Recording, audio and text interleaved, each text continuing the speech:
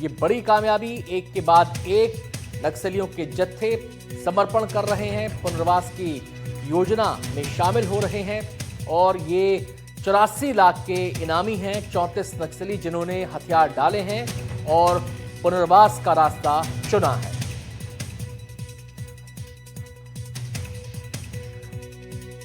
दरबा division committee सदस्य केरला पाल area committee सचिव उधर काम किया है। वो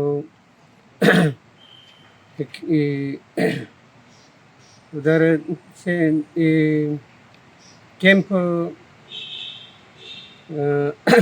है उधर, इसलिए हम लोग रहने वाले के उधर जगह नहीं है, जगह तो सीमित होगा।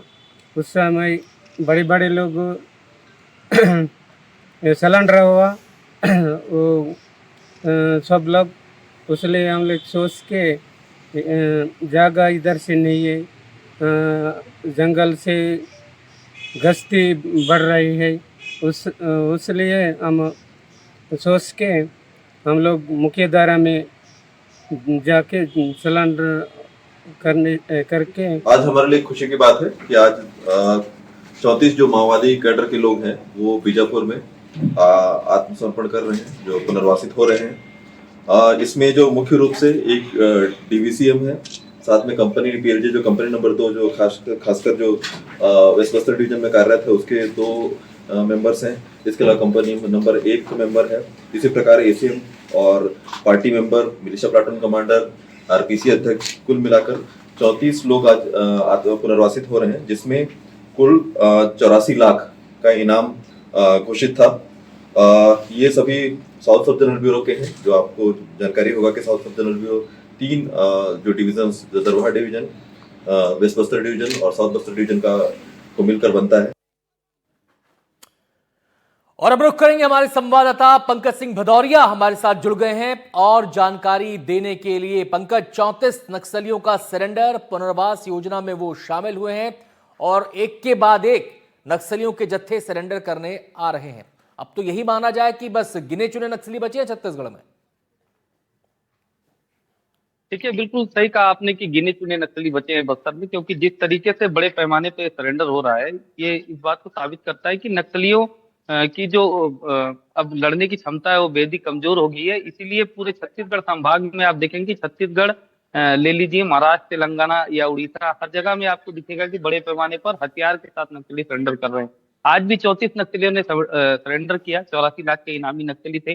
गरबा डिवीजन, उत्तर बस्तर, पश्चिम बस्तर के कुल मिला के सभी ये नक्सली थे। इसमें पंडरू, रुकनी, देवा जैसे बड़े नक्सली भी थे, जिन पर 8-8 लाख रुपए का इनाम था। इन्होंने आज सरेंडर करके मुख्य धारा में जुड़ गए। एक और भी खबर निकल कर आई है कि तेलंगाना में भी इसी तरीके से जो एक बड़े नक्सली लीडर है जिनका नाम चोखा बताया जाता है, वो सरेंडर कर दिए। उनके साथ 15 लोगों की गिरफ्तारी हो गई। तो इस तरीके से जो नक्सलियों के खिलाफ है, बड़े पैमाने पर पूरा ऑपरेशन चल रहा है।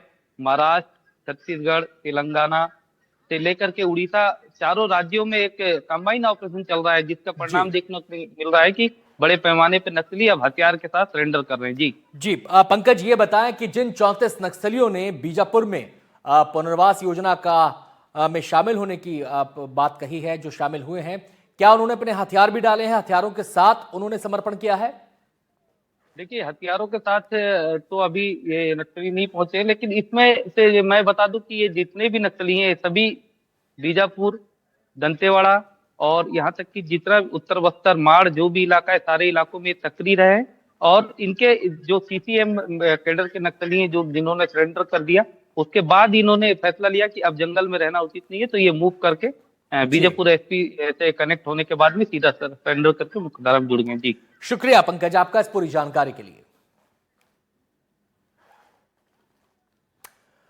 और अब बात करेंगे एसआईआर की। बीजापुर में 38,000 वोटरों का नाम कट सकता है। एसआईआर प्रक्रिया से कट सकता है नाम कटने के मामले में बोले बीजापुर एमएलए विक्रम मंडावी।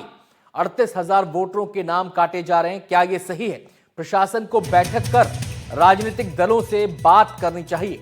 जिन वोटरों के नाम कट रहे हैं उनका पता लगाया जाना चाहिए। उन्होंने कहा कि वो उसी क्षेत्र से विधायक हैं, नाम काटे जाने से वो संतुष्ट नहीं है। इस फैसले पर फिर से विचार होना चाहिए। विक्रम मंडावी ने ये बातें कही हैं।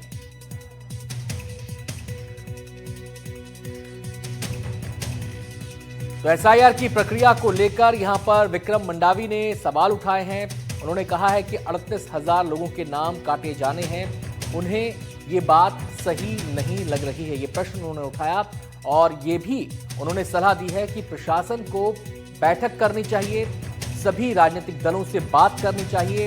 उन्होंने कहा कि जिन वोटरों के नाम कट रहे हैं उनका पता लगाया जाना चाहिए।